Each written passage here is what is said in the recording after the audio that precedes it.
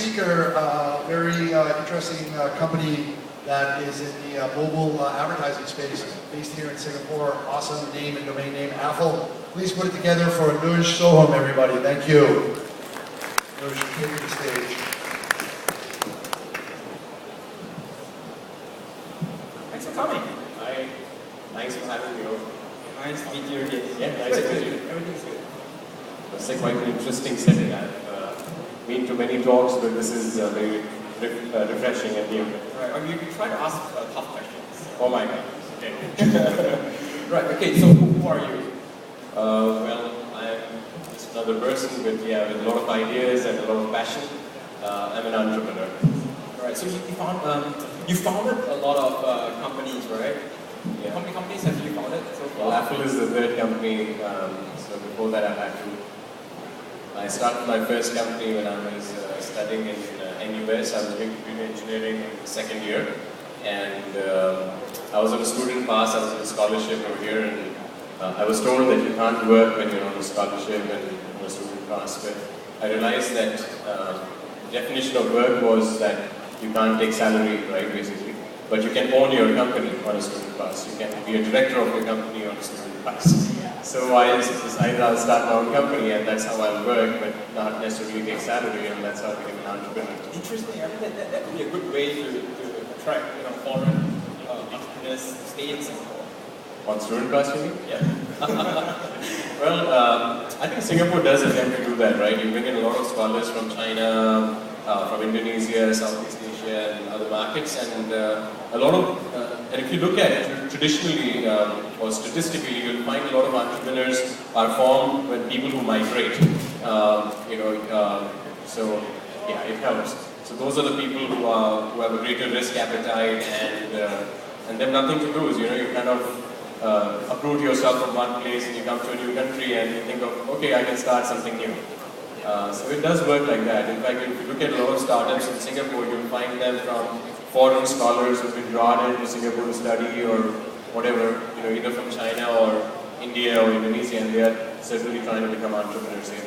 Right. So Affle is a mobile startup. I don't think you guys can call startup anymore, right? Yeah, we are certainly still a startup because mobile advertising as an industry is still very small. So the industry itself is a startup in that sense. Okay, fair enough. But yeah, I would have thought that by now it would be a much bigger industry. So yes, but so 5 years into doing Affle, and still I would say it's a startup. Cool. So a couple of months ago, you raised 10 million from D2C, right? Yeah. Japanese mobile ad agency. So it seems like Affle so far, all your investors are non-VC partners. Yeah. Right. So before I move on to the real meat of the topic, so let's talk about D2C. Okay. Why D2C? Well, D2C, the acronym actually stands for, or is rather derived from, the D2 is Docomo, Dentsu, and Communications. Okay.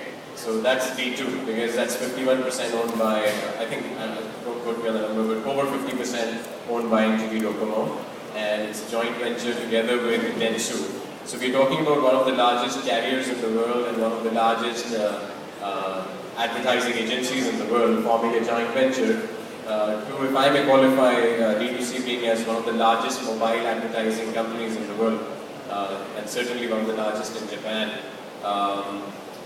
So it was a natural fit for us to partner with them. So we didn't go to them, or they didn't come to us for investment per se. We met. In fact, we met up in a conference in China. Really? I met the CEO at a conference in China on a similar panel, like sitting next to each other, and we realized that we shared a common vision on how mobile advertising should be as an industry. And D2C was looking at expanding in the rest of Asia and globally, and Affle was certainly looking at a partner with who has seen the growth of mobile advertising, yes, in a limited way in the Japan market itself, but certainly they grew the business a lot more substantially. So we wanted to partner and explore synergies, and that's how investment became just another way to formalize a partnership and relationship. Interesting. So in other words, the first engagement is nothing to do with investment. It's all about partnership, right? Yeah, it's about a good fit between two players or two people. Okay, so the 10 million investment is more sort of like cement the relationship. Yeah, it's about aligning interests, right? So if you are saying, so you can do I'm sure a lot of you people are entrepreneurs and you've done real businesses. You sign contracts, oh yeah, I've got Singtel on board, I've got M1, or I've got a big agency on board. But you know, signing a contract to actually delivering revenue, there's a long journey. And a lot of times people change commitments, especially for a larger company, right? For you, that contract means everything. For a larger company, the contract is just one of the many contracts. So how do you make sure you get all these strategic partners really committed? One of the ways to do that is to make them really put the money where their mouth is and commit on that particular relationship. Having said that, you must certainly never give control. So control to any strategic investor. Because one of the biggest negatives on a strategic investor is that they would influence your organization's direction based on what that particular project is about, and a financial investor or a VC typically stands very clean that, hey, you know, we look at your greater interest versus that particular project's interest. So there's a trick to managing that. So, you know, there is good and bad in all situations, but we typically go to strategic partners, funding as a second concern. The strategic fit and how it impacts and grows our business, that is the key thing for us. I've always believed there's plenty of money around, and there are very few good companies, very few good entrepreneurs that deserve that money. I mean, all of us, I mean, we have bank accounts, there's money, there's a lot of money around, trust me. It's just about matchmaking, right? How do you get to that money, which money do you take? So I've always, in my mind, believed that money is not the constraint, and that I have a lot of choice. I can choose where I take money from, and with that mindset, I go and try and build partnerships and partners and look for people and partners, and money has almost certainly come along the way. Cool. So besides D2C, who are your other strategic partners? Okay, there are quite a few, but let me talk about the one which will get maximum attention from the audience, Microsoft. They came in and invested in our company at the end of 2008. And this is a fairly interesting story because most of you remember Lehman Brothers. There was a crash in the second half of 2008, and almost every one was very, very cautious. In fact, Microsoft and Affle, we closed our partnership and the deal around December 2008. And end of December, Microsoft literally fired thousands of employees globally, including a lot of people who were in the process of making that deal with us. And certainly not fired because of the deal, but you know, timing was of essence. Now, we did this partnership with Microsoft from the Redmond office. It wasn't just, you know, one of the it wasn't like a small deal, you know, it was a fairly strategic, and at that point in time, it was one of the biggest mobile global partnerships that Microsoft had signed with any company, and you know, and it was quite a big deal.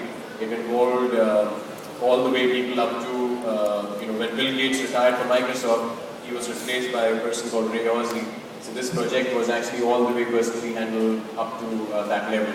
Wow. And Ray Ozzie had come to India, and he probably thought he's meeting some executive of Apple, perhaps for a recruitment or whatever, and that's where the confusion in the company came. He was actually meeting Affle, and it was a you know, pretty big meeting for us to get. And I think he didn't know that he was meeting a startup. But once he met us, you know, Microsoft wanted to deal a lot more than Affle wanted it, and I think we came in together as partners. Okay. So Microsoft, who else?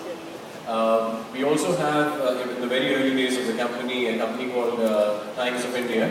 They are like the Singapore Press Holdings of India. They're the largest English newspaper. They have radio channels, TV channels. It's a pretty established media company in India. And they were in fact one of the first investors that we got, and that was in 2007. Alright. So Microsoft, Times of India, and then well, there's one more in between. This Itochu. Itochu is a fairly large Japanese conglomerate. I think a lot of people from Japan in this forum here would know that. And they have a lot of investments in the advertising and media space, as well as they have a lot of telecom businesses. So their venture arm invested in the company in Affle as well. Okay, so all these are strategic partners, right? Yes. You wouldn't call them investors. Strategic partners. They are strategic partners first, and certainly they play the role of the investor as well. So yeah, you call them as strategic investors. Strategic investors. Yeah. So interesting, because all these four investors you have so far, they aren't from the VC background. Yeah, they are. Now, let me just kind of anticipate your next question. Is why don't you like VC? Thank I'm you. sure let me be honest, and I mean, all of you who've been here, you probably pitched to VCs, and the VCs and the investors who are sitting here, all of you, let's be honest, you don't give very good valuations to entrepreneurs, especially in Asia. Singapore, India, wherever. I mean, go around this region, compare a Series A or a seed round to a Series A or a seed round in the US and the Valley, and you get really crap valuations in these markets. And I'm talking like 2006 and onwards. Now maybe the situation is slightly different or more competitive, but I think even now, let's be honest, you don't give good valuations. The entrepreneur ends up losing most of his company in the first, second round. I didn't believe that was the way to go, and so we looked at how do we raise the valuation. One good way of raising valuation in the absence of a fair VC-based ecosystem, which is the case for our region. Strategic investors actually is a very, very good case. And if the VCs don't put their act together and the entrepreneurs keep on getting more mature and better at their game, then they would bypass that step.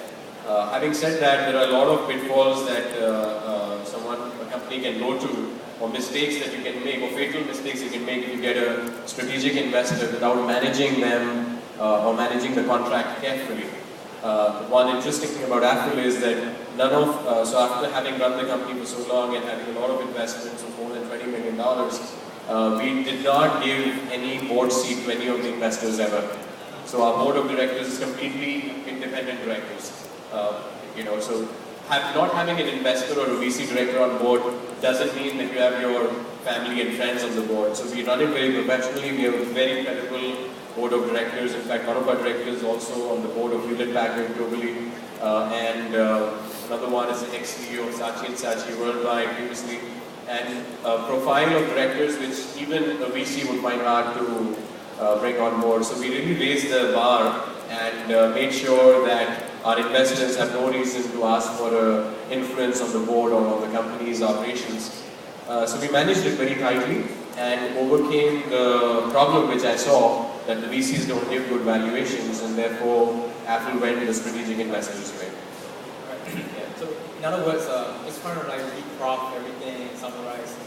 Are you telling startups, entrepreneurs not to get funding from VCs? Well, I'm not saying that. Get funding from wherever you can, but certainly do not go with a position where, oh my God, I'm the entrepreneur, I'm looking up to this VC or strategic investor. It's an equation of, at best, equals. If not, you are, I don't know, for lack of a better word, I mean, if the supply and demand equation is in favor of the entrepreneur, there are fewer startups, fewer entrepreneurs that are qualified for funding, and there are several investors with money out there that have funding. So the power equation I would place is the odds are in favor of the entrepreneur. I would basically encourage entrepreneurs to believe in themselves, get the right deal for yourself. So if you're talking to a VC, make sure you get the right valuation. And don't let them kind of command the terms in the negotiation. Similarly, if you go to a strategic investor, not like, oh my God, now we're talking to a much bigger company and we're so small. Hey, you're at best equals, if not, you are in the commanding position. Believe in that, go out there, trust me, you'll find the right kind of money on the right terms. So I won't say don't go to a VC, but don't do a bad deal, whether it's a VC or a strategic guy. And that's more to do with confidence, belief, not just passion, but really confidence and belief. Believe in what you're doing, and I don't know, I mean, it's much harder to do, easier to say, but I've been doing it, so it's easier for me to kind of say that. But that's the way, that's the fun part of being an entrepreneur. So what is your exit plan? Okay, I don't know. I mean, what's an exit plan? It's funny. I mean, I don't think about exits as much as conventional wisdom would say that you should. To me, building a very, very good company is going to deliver exits in one way or another. So if you build a very strong business with a good business model, profitable business, exits will come. Whether it is your company buying out investors who came in earlier, whether it's an IPO, or whether it is some kind of a M&A that you end up doing. So to me, exit is a side effect that happens because you build a good business, not the other way around. You don't plan for an exit and then you kind of prepare for that. A lot of people do that, and I personally don't believe in that. Yes. Yeah, so I think I actually wrote one article about this thing. It's like you to grow, you to make money, it's like to serve a demand, solve a problem, and to build revenue, you to sell, right? So like I think when I talk to a lot of interview a lot of entrepreneurs, right, and then a lot of them have this mindset: raise money, build quickly, and then I'm hoping that this big company will acquire me in like 2 to 3 years. Yeah. All right. So to me, it's like I'm thinking that it's sort of like a wrong reason to start a business.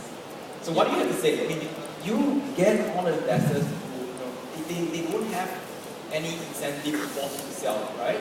Well, they do. I mean, in some ways, but lesser than a VC. I mean, by definition, a VC has, by definition, an investor wants to invest, make money, and get out, right? By definition, an entrepreneur, if an entrepreneur starts a company with just an investor's mindset, then I think it's not being true to the total entrepreneurial purpose and vision on that particular idea. But certainly, to an investor, you need to deliver return. So even though these guys are strategic partners, they do seek an exit in some form or the other, either through the partnership delivering enough value to recover their original investment, or just the equity itself paying off through a trade sale transaction. So exits are part of the investor's role, and by definition, but not an entrepreneur's role is greater than just getting an exit. And I think that's what I'm trying to emphasize. So I play my role as an entrepreneur, and the investor is a subset of my role. And as part of that, I would say an entrepreneur should basically look at building a great business. And exits will come just like investors will come.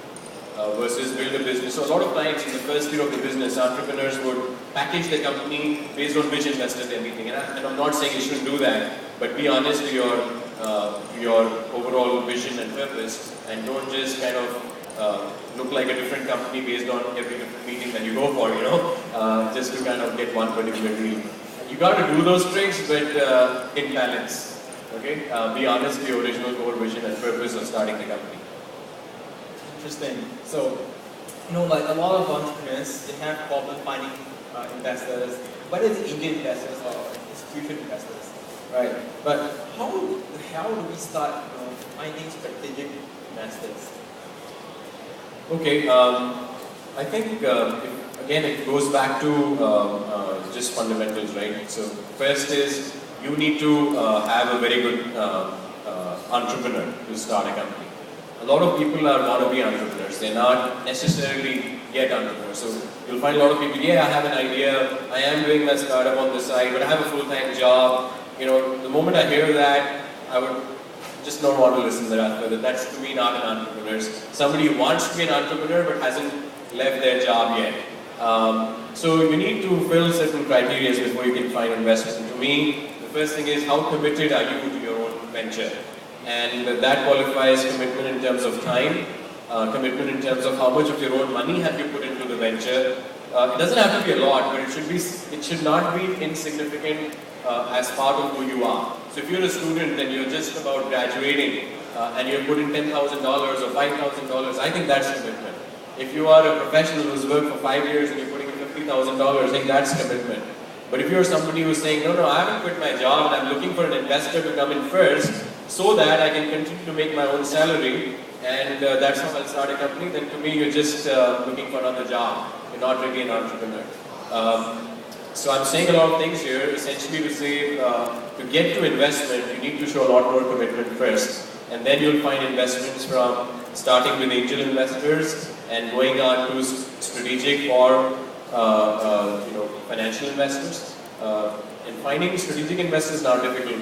Any of you starting a company, you would certainly know that there are players in the ecosystem who would be either your customers or partners, and if you can find a justification for them to not just do a project or a partnership with you, but also to back it up with investment, it's not typically as difficult. I would recommend looking at those companies that already have their own private equity team or a venture arm, and there are several companies that have that. Having said that, please do avoid the pitfalls of not giving them too much control. They'll certainly want to negotiate with you for a board seat, exclusivity. Don't get another investor who is strategic in the same way as we are, and so on and so forth. Negotiate much higher valuations, give them a minority stake, don't give them a board seat, and you should be fine. Right. So talking about getting higher valuation, the things that in valuating a startup, there's no science to it. There's nothing to govern. There's no laws and no formula, right? There's no formula to sort of like say that your startup is worth like 20 million or something. So how can an entrepreneur increase the valuation that way? Sure. The trick to increasing valuation, again, is demand and supply. It's simple. You create competitive tension, and you must believe that you're the only one who can offer this kind of a company. And if the investor pool there are many people who can be potential investors, then you peg them against each other. While to each one you say, I love you the most, but you can't play that game, you got to do that. You can't be just dependent on one deal. So you cast your net wide, you go and pitch to multiple people, and so if one of them says a half a yes, you tell the other one that you've already got a half a yes, are you on or not, the deal is going to be done. So you put time pressure, you put competitive pressure into it, and you see that your terms are becoming more favorable to what you were seeking than what the investor was.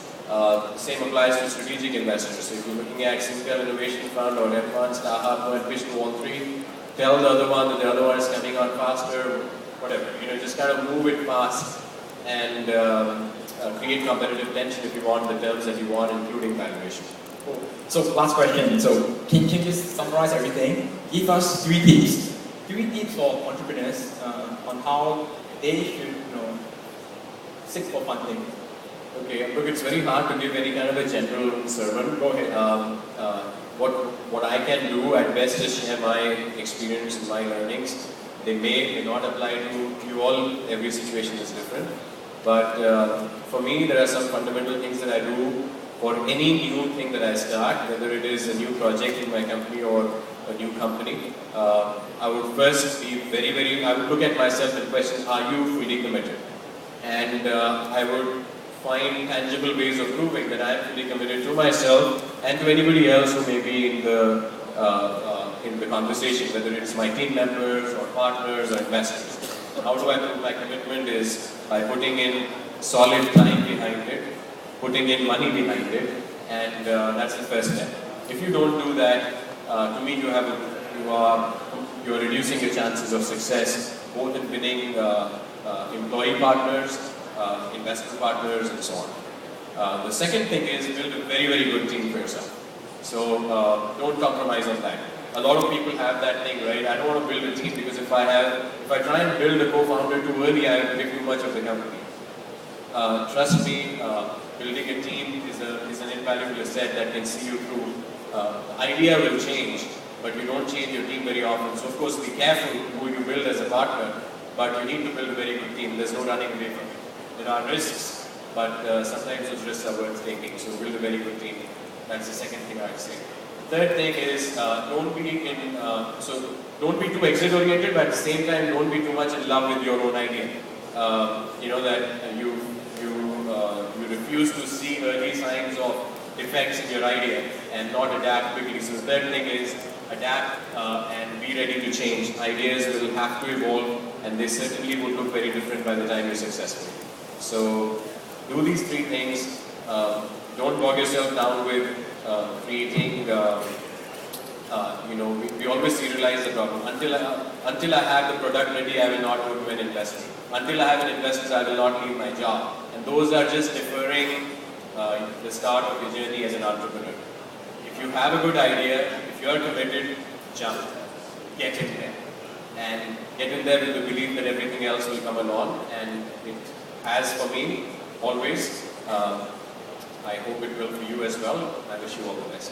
Thank you so much. Thank you so much, Anuj. Thank you. Keep it going for Anuj as well as everybody. It's lunchtime. We're going to be hitting the tables on either side of these white dividers here. Also, don't forget, upstairs there are booths and lots of stuff to see. And I demand that everybody go and get 3 name cards and introduce yourself to somebody that you haven't met yet. We're actually ahead of time. Not many conferences are actually ahead of time. We're going to be back here at 2 o'clock. See you guys then. Enjoy lunch. Thank you.